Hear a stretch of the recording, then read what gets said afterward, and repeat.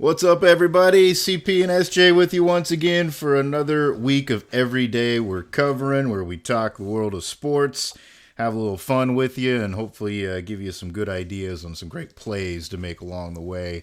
That's what it's all about here, trying to make a little cheese while we have some fun. And SJ, we're on to the Final Four. We're down to 4 teams in the NCAA tournament. Elite Eight was pretty good, especially the last day. There were a couple of good games to kind of take in. I think for the most part, basketball fans got to be pretty pleased with what they've seen. Yeah, I mean, it's basically, I guess, half right for the most part from what the general consensus was. You still got two of the two weights. A very interesting underdog, if you will, in the NC State Wolfpack. I think they're going to have a lot of people rooting for them here, coming here down the stretch. But like some pretty good games, like you said, and I guess it's nice to have not all chalk in there. We like to see an underdog here and there, as long as not at our expense. Yeah, no doubt. And we did okay here this past weekend. I think we kind of ended up kind of middle of the road with the picks that we gave you, so not all a bad deal. And it has been up and down through the rounds, as you kind of would expect. Anybody that's picking the tournament, you kind of have your good parts of the tourney, it seems like, and then maybe you have a week where you miss on the Sweet 16, but then maybe you bounce back a little bit the next week. And that's what's beautiful about the tournament too, I guess, is usually we don't have to wait very long to try to take another crack at it and kind of turn the next page. And this time we'll wait a little bit longer now here for this Final Four games coming up here on Saturday, and then the title game on Monday. So the end is in sight, but it should be a lot of fun to see how the rest of this plays the rest of the way. As we get going with the pod, we always love to tell you what we're sipping on as well. And I went and found one. I don't know, this goddamn weather, SJ. I don't know what the hell is going on around here. But we had a rainy day here today as we're talking. Both of our locations were kind of just a washout. And the other day the weekend really wasn't much different. It was kind of cool and just kind of overcast. It didn't really play the way I had hoped it out to be. But went in, I thought, actually a stout still sounds kind of good. So I went and picked up the old Brickway Coffee Vanilla Stout. Oh, yeah. I always like that one. It's a solid beer. So that's what I'm rolling with. How about you? That's a great selection. This wasn't in my Easter basket, but I'm real simple tonight. I got me a couple of Busch Light Tall Boys. I'm going real easy and real generic, fancy on my end. But some days you got to get through however you can, and that's one of these nights. That's nothing wrong with that. That's a good way to go sometimes. Just to get the good old fashioned and a few extra ounces on top. Never hurt anybody, right? Let's look back at the Elite Eight and how we did here in these games, or just kind of how the games played out necessarily. We aren't going to go every pick that we made, but I just want to kind of give you an overlook and maybe games that surprised us or that we thought were interesting. And I guess I'll start my highlight here from the weekend. And of course, I think this would probably be everybody's, as you alluded to, was watching that NC State team play has just been fun. I mean, these guys are on an absolute heater, needed to win just to get into the tournament. Now here they continue to roll. They get Duke for a second time here in a couple weeks ban, basically, to get on to the Final Four, and something they haven't done in a very, very long time. And a lot of players that are just fun to watch. Obviously, DJ Burns is somebody that's easily likable by the general public just because he's not your typical guy that you see out there on the basketball floor. But boy, his game is just smooth. He knows what he wants to do, and when he gets to his spots, he's very efficient in what he does. And I think that's what makes people appreciate him, because it kind of maybe harkens back a little bit to the way the game played. Some of those old boys would tell you, the game is no good anymore. They might like watching this guy because he's pretty good at just getting it and doing the right things and using the feet down low. Yeah, he's incredibly skilled. As obviously, you just can't rely on being able to jump out the gym or anything like that. But like you said, if he gets the shot he wants, it's going in more times than I mentioned this because I guess he didn't take the time to do it. It's kind of thought in my mind now, but just what his shooting percentage has been like in the tournament, because I know he's not taking what do you call like a high difficulty of shot, but at the same time, he's hitting on a hell of a clip there.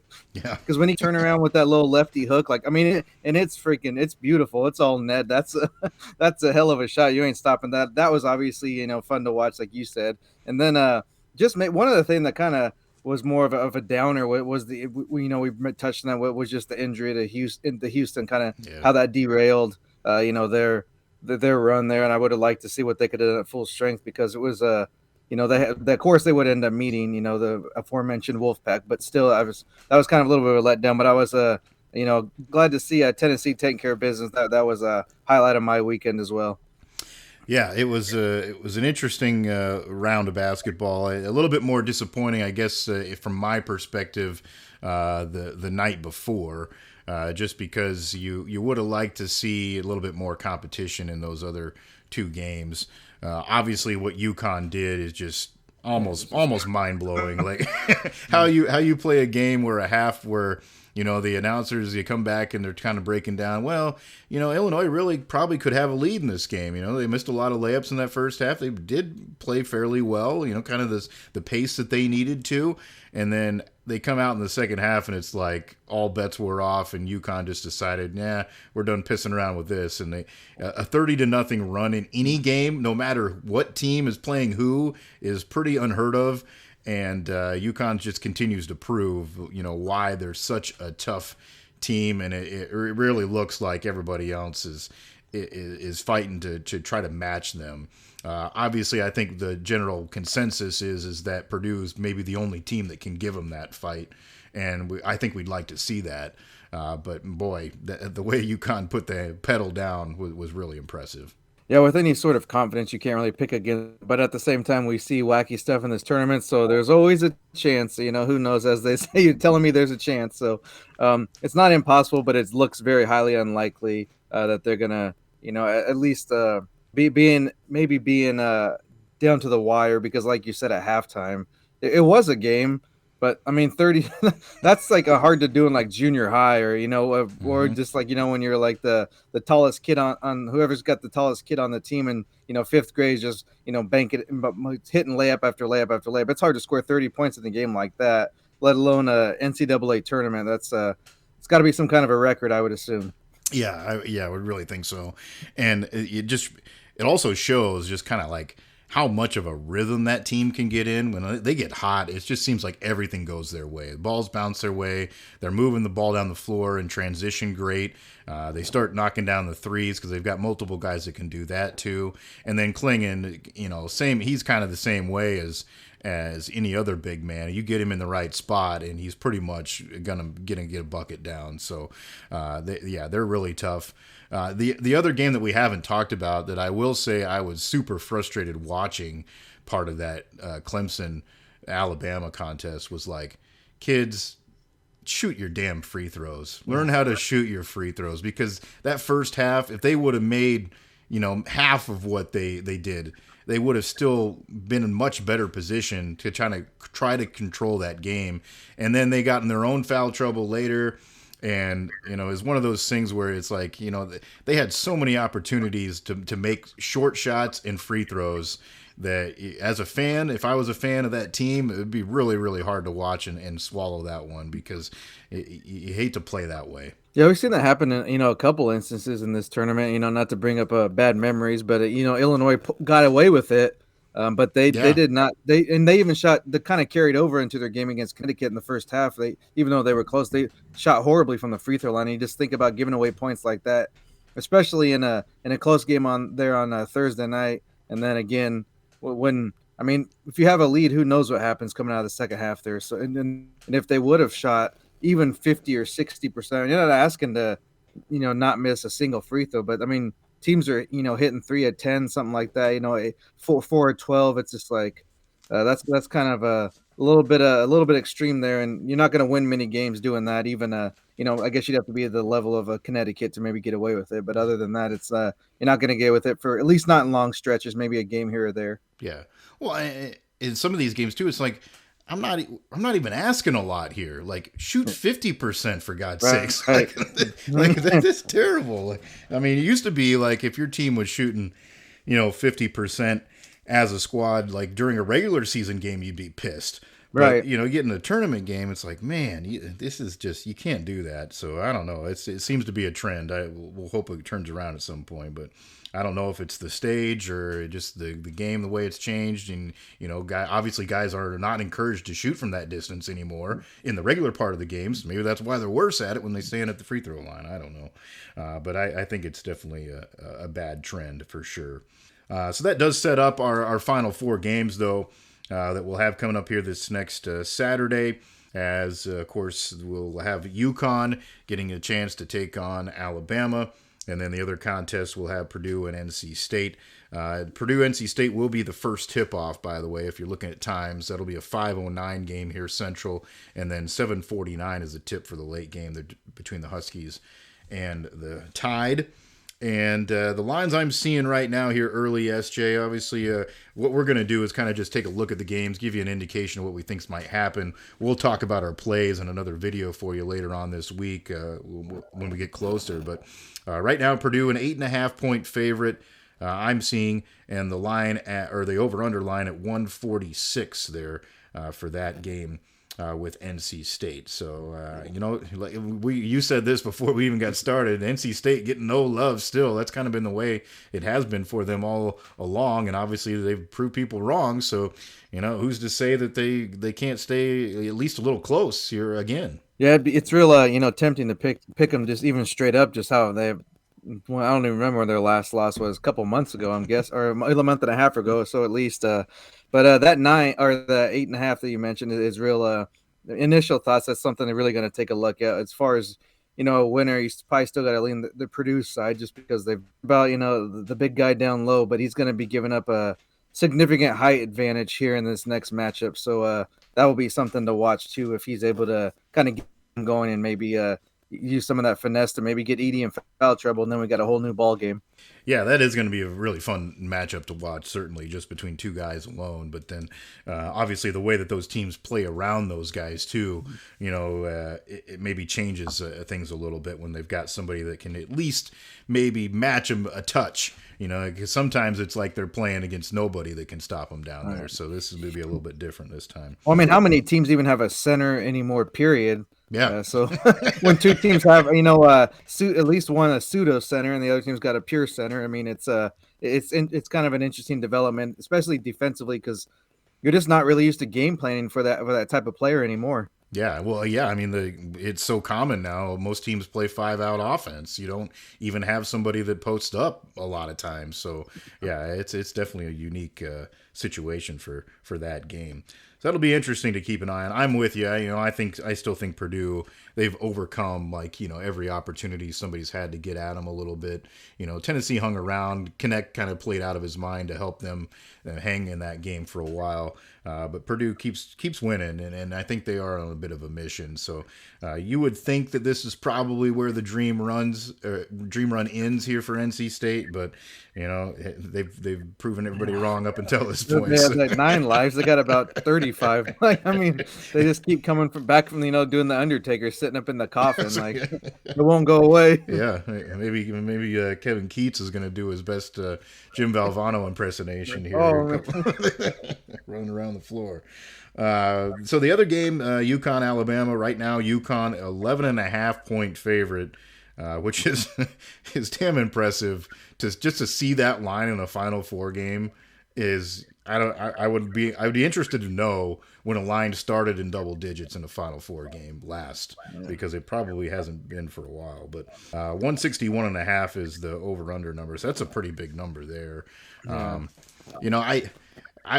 I kind of felt dumb after the fact last game around, because I picked the over in that UConn game, and then I got to thinking to myself, I should have had an idea that this is what was going to happen. Like, Illinois wasn't going to be able to keep pace and score enough. Obviously, you didn't think they played that bad, but they just couldn't do it. And UConn can do that to teams. So I would venture to guess that that's kind of going to be the scenario here again. I would keep an eye on that and look at the under on that game too, because I think Alabama's just so streaky, and when you got a team that can play pretty good defense too, like UConn, they don't get a lot of credit. I don't think as much on that end as they should, because they're really good defensively. That would make me lean that direction in that game, and obviously I think UConn's going to win the game. Maybe it's not going to be the same type of second half blowout as it was last round, but I still think they win comfortably. Yeah, more of like of a steady pull away there, and 15 or so. That line or the total, excuse me, is something more to look at. Just value. In fact, if it's around 160, that means just simple math, 80 each, and there's no way Alabama's going to get in the 80s. I don't think, even with that offensive attack. I mean, of course they can put up some points, but the way UConn's been playing, if they get rolling, they're shutting you down just as equally as powerfully as they are on the offensive end as the defensive side when they get to going and hitting on all cylinders. So, yeah, the under would probably be a great play at this point. And that might be a game to where I just go ahead and prop if they were still allowed, if the NCAA hasn't totally put the kibosh on it yet. I know I know that was the mandate a week or so ago, but I think we can still get some prop plays in there. So that might be the way to go and look at seeing maybe some point totals or maybe some 3-point lines if they got that out this week. Yeah, I admit I haven't done the full research, but I did hear that there were a few books so far, at least in certain states, that have given in to that, where they have taken away the prop bets already, and maybe that continues to trend down the line. I don't know how that's all going to play out at the end of the day, but usually when it comes to anything that involves money, more money wins out, and if you have more bets, then more money is going to come in. So I think they're probably not going to be able to do away with these things, or at least there's always going to be a book that's going to allow it.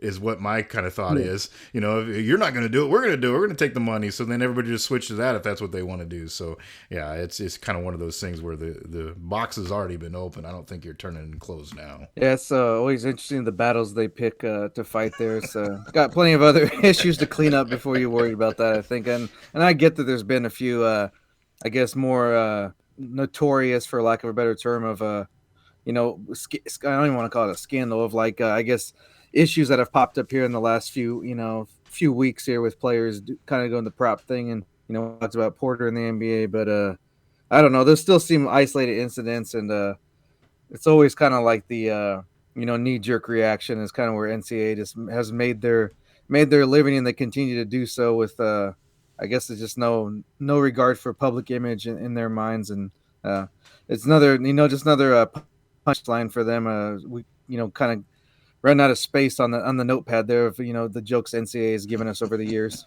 Yeah, certainly. Yeah, that's a long list.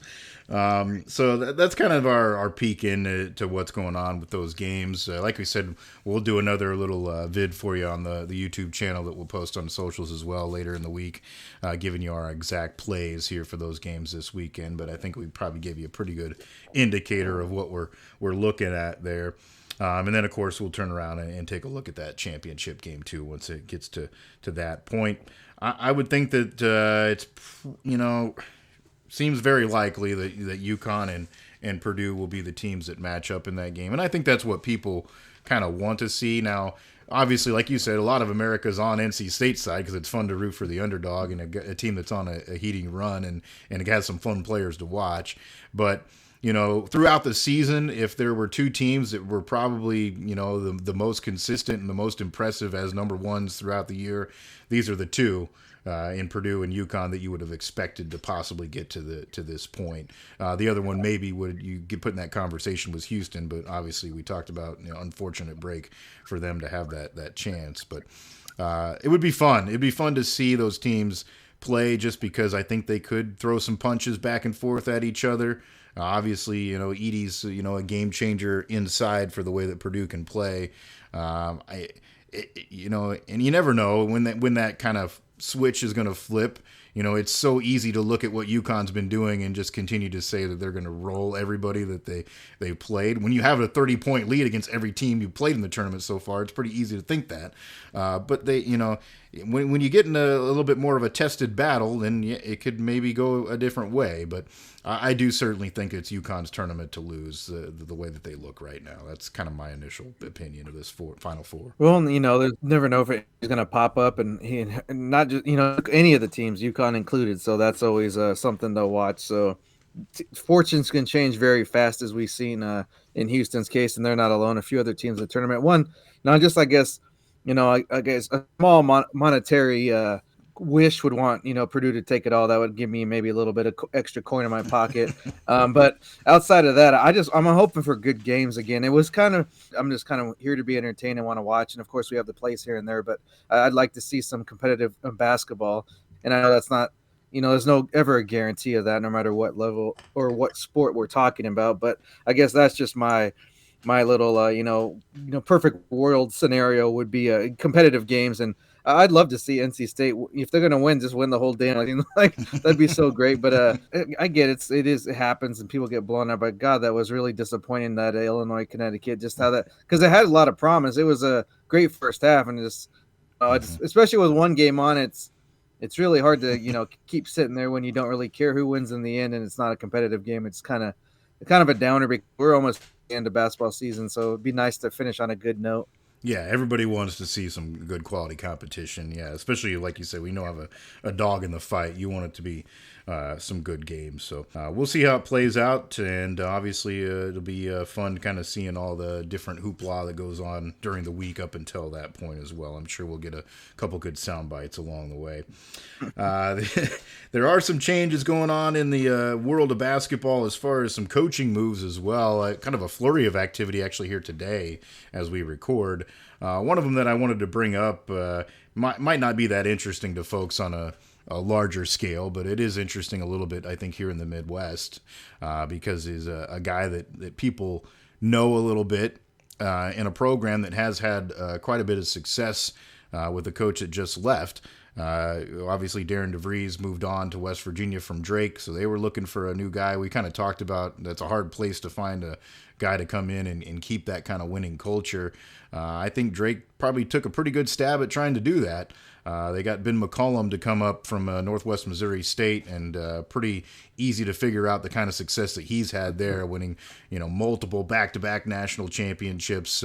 They did it 3 years in a row, so he's a guy that really knows what he's doing and on that level. And I think the way that he coaches and the way that his teams play will translate well to what Drake likes to do and in a league that they play in. So it be always interesting when a guy makes a jump, and it doesn't change much. But I would think for Drake that's a pretty good shot at it. Yeah, that was interesting, news to see. Not that he's not qualified or anything, but it's a jump, and I guess you kind of one of those coaches you just kind of at the level of Division II, you always expect to see them there at the end of the year. So it kind of was just like old hat, and it's from his perspective, it's actually kind of, you don't see a lot of those jumps. You do see a lot from obviously like kind of smaller, I guess, whatever, group of five, whatever you want to call it. I don't know the damn terms these days, I know it's different in football than basketball, but the lower you want to call it to the D1, the bigger conferences, you see that a lot. But I don't remember I mean, obviously it's happened, the Western Kentuckys of the world or Middle Tennessee States, things like that. But the league that,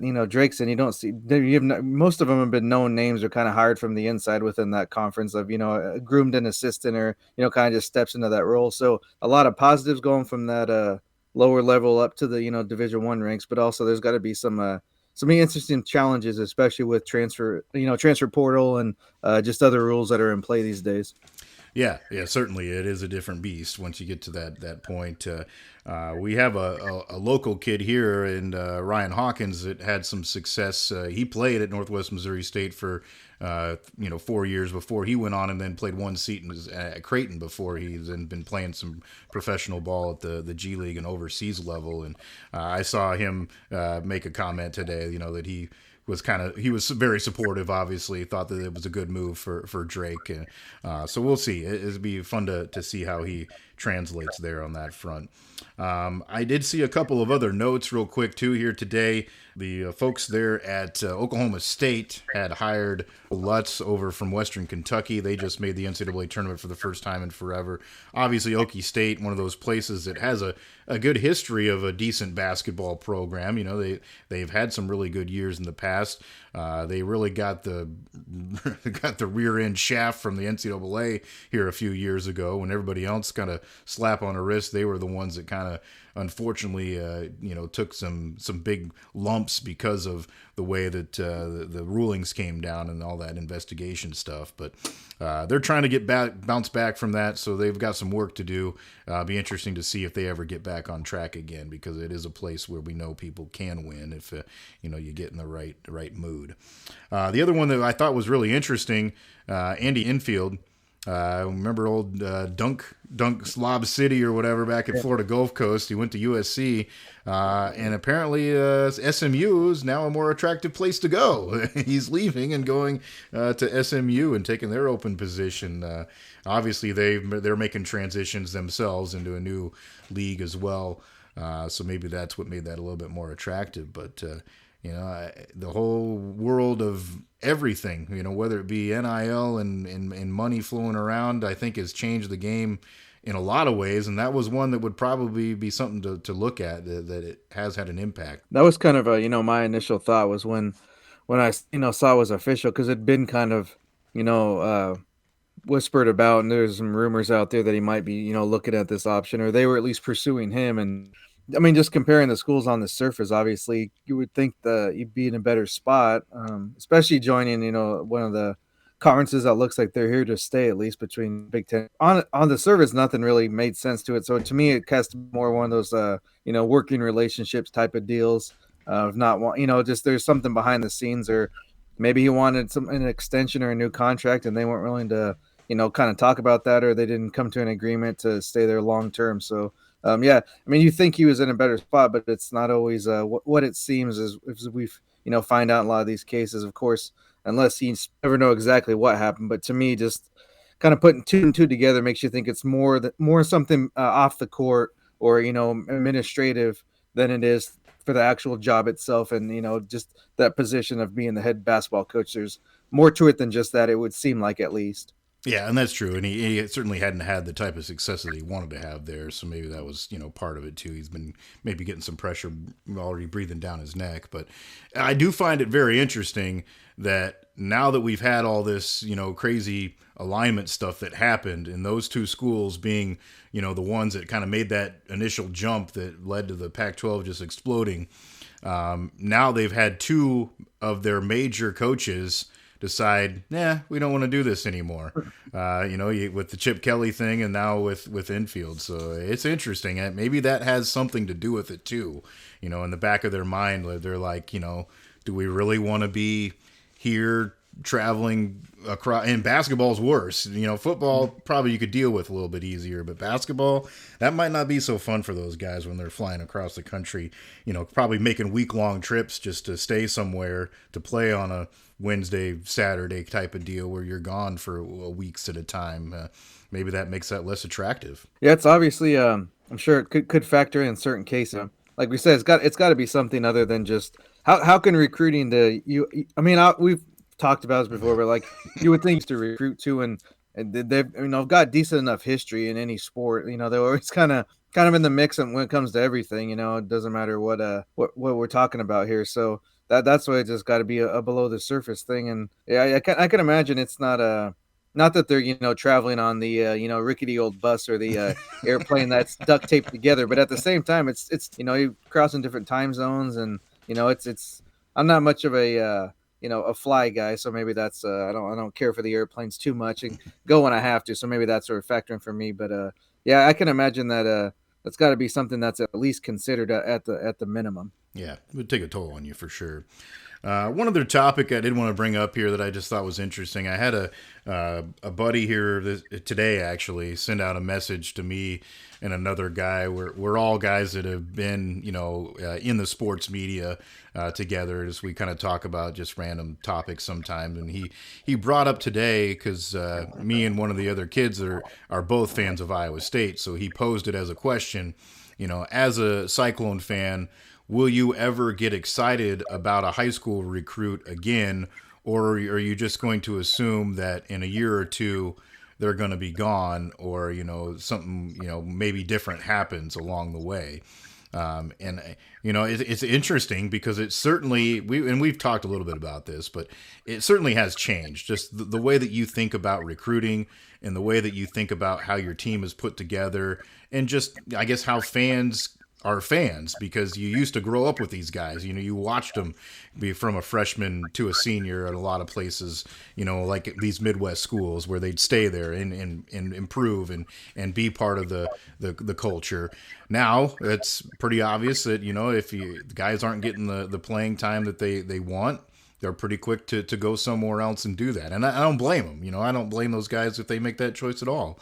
But it certainly is different, the way that teams come together now, because you're probably going to go out and get a couple of guys at least every year from another team, from the portal, somebody that played well somewhere else.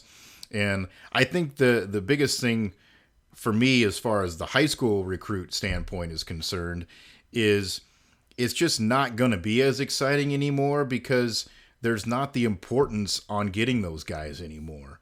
I mean, yeah, you can hit on them and be really good for a year and have one of those one and done type guys that really impacts your school, but you don't necessarily need that. You can go find a guy that's proven at another school and come in and play right away. And with those high school recruits, you almost they haven't proven themselves yet at that level. And unfortunately for Iowa State, the last couple of guys they've gotten that were like the biggest recruits they've ever gotten didn't pan out. They didn't play, or for whatever reason, it just never worked out. So I don't know. It's definitely interesting. Times are changing. It's a different way to look at it for sure. You could see the buildup and how to get to this point that we're at now, that obviously we knew was eventually it was going to happen a couple years, maybe in 3-4 years ago. So I don't want to say like I've prepared myself for this, so don't take that comment as this, but I've kind of always disliked recruiting as much as a fan can, just for the simple fact of what you just touched on, is the hype, and just there's so much, and it's adjusting to college life in general, let alone when you're trying to do it as, somebody that's kind of expected to sometimes either bring a team back from, years of, failure, or someone that's kind of just the next big thing, even on a team that's had success. That's still a lot of pressure either way. So I think it's just like there's just a lot of, surface type stuff. And, what the hell is a 5-star anyways, or whatever ratings they're using. Some geeks or washed up players, or it never were, to, kind of just juggling about ideas of who's the best. Of course, you from the film, that doesn't lie, but at some point it's the system they're in. It's kind of, and a lot of these players, they're amazing when they come out of high school, and then they get to whatever college they go to, and they're not developed, or they end up spending too much time partying, or their grades are shit. So, I mean, there's just so much that goes into it. So I guess my perspective on it hasn't changed, for the simple fact that I just always kind of, and then maybe call me negative, that's fine. I've always just kind of been like, oh, wait and see, because I don't really want to just believe in it, because times that maybe I let myself do it, you end up seem to get let down more than not, because they're kids. I mean, what do you expect? Or even when it comes to pro athletes, you don't know what, as adults, you don't know what you're going to get always when a free agent signs with a certain, you draft somebody, so I guess I've always just kind of leaned that way, and more just to not hopes up. It wasn't anything like, oh, I knew more than they did type of thing. Nothing like that. I would get tired of getting pissed off, or believing in something, that one of those things, if you keep doing the same thing and expecting different results, you're kind of crazy, or whatever the saying is. Mm-hmm. Yeah, and well, it's funny because when you and I were kind of learning a little bit about the industry itself, as far as media and journalism is concerned, when we were in school, that was damn near the height of all this like crazy recruiting site type stuff. That was blowing up. When the digital was kind of coming into play with it, instead of being printed magazines, websites were coming in and social media was just barely getting kicked off. Yeah, for sure. Yeah, so that really started to change, like, how that stuff was covered. And then, yeah, you ended up right after we were done with school with these sites that are like fully staffed, dedicated to covering a team's recruiting constantly. And you're getting like the weekly updates and, all the insider Yeah, information. you got to sign up for the VIP membership, and yeah. So and so took a piss down the street this week. He was here to see blah blah blah. Like, oh my god, it's just Well, like, the flight tracker, that's almost my favorite thing is whenever there's a coaching change or anything like that, or any type of administrative positions open, that's the number one go-to is the flight tracker, or yeah. somebody, works at a golf course or, has a real estate buddy. How serious people are like of taking this as like, you know, etched in stone. That's just it's just real crazy. That's kind of another part of the recruiting world that I could just never get into. Like, I get that it's being a sports fan in general can be silly at times, but I still like to keep a little bit of common sense about me when it comes. And I think also that does kind of play into the fact of just coming up and having working in sports journalism and just media in general. It does ground you a little bit to covering an event as a journalist rather than just a fan. It kind of helps sometimes with those emotions. Not always, but sometimes. Yeah. Yeah, that's the other thing I think with that stuff, like in general, when people started to like look for those jobs or get those jobs, and you'd see these reports where these guys are like they're on the phone constantly trying to call so and so's mother or uncle or whatever. Like, I would have absolutely zero interest in doing that. Like, Yeah, I mean, I'm already. might as well be an insurance salesman, basically, just cold calling people all the time. I mean, essentially, you're a glorified jock sniffer in my mind. I never consider that journalism to me. Like, and I understand there's a difference, and some people do it the right way and do have some journalistic integrity about it. But there is a lot of goofs, even seeing it, especially with like the realignment talk and now with the transfer stuff. There's a lot of those. I don't know what you call them. They're like guys that make the edits, whatever the hell they do. That somehow they think they're some kind of journalistic insider, and it's like, I don't know. Basically, you paid this dude to make a little cartoon drawing for him, and now you think you breaking all this kinds of news. Yeah, it's interesting. It's definitely a weird world, and luckily, I think that maybe some of these changes now that we're talking about and how you view it differently might start to ground some of that a little bit on the other end of it too. Obviously, the money thing makes it nuts still, but I don't know. It's definitely a weird part of it to me. I was always kind of like, even just talking to young athletes was somewhat awkward sometimes. But then you get to that point where you're just like bugging them about, oh, where are you gonna go to school, son? Like, I don't know. I don't want to be any part of that. It's a weird deal. It kind of seems like how one of those the Dateline episodes used to start like for that much. You don't want to end up on one of those shows. yeah, no It's just like too much, man. Like, I don't know. Like, yeah, that has to be part of it too. That coaches absolutely despise. Oh, I mean, God. you're groveling to 15-year-olds. Like, it's just wild. But yeah, I guess it's part of it, part of the deal. They know that, and they get handsomely compensated for it. So I don't feel bad for them, I guess, at the end of the day. But that is what it is.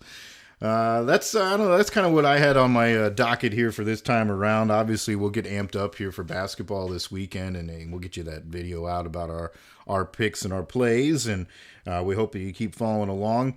If you have suggestions for us, whatever that may be, whether it's like we always say, beverages or topics, anything that you want to throw out at us, feel free to do that. Comment in any of those locations that you find us. Podcast readily available across all platforms, so we hope you spread the word there to let folks know that they can find us one way or another, somewhere, somehow. And if you would like, subscribe, share, all that good stuff, that would be helpful. And then, of course, follow us on social media to get all the latest updates. At SJMBets, at Cherokee CP, those are our handles there on Twitter. And then we'll post the graphics and pics and videos up there for you as well. And, of course, on the YouTube channel also, to just keep your eye on that. And we'll have that stuff for you. So, SJ, hopefully we can get the sun to come out and be nice. Let's say, how do we say, let's stay within like 10 to 15 points of UConn, please. Let's have some competitive basketball and just give us something where we can enjoy our cold beverages and not just having to pound them to make it look to get through the night there. We don't want to have the beer goggles, right? Right. Let's see some good hoops. That's SJ Munoz. I'm Chris Parks. Thanks for joining us for another week of Every Day We're Covering. We'll see you next time for some more covers.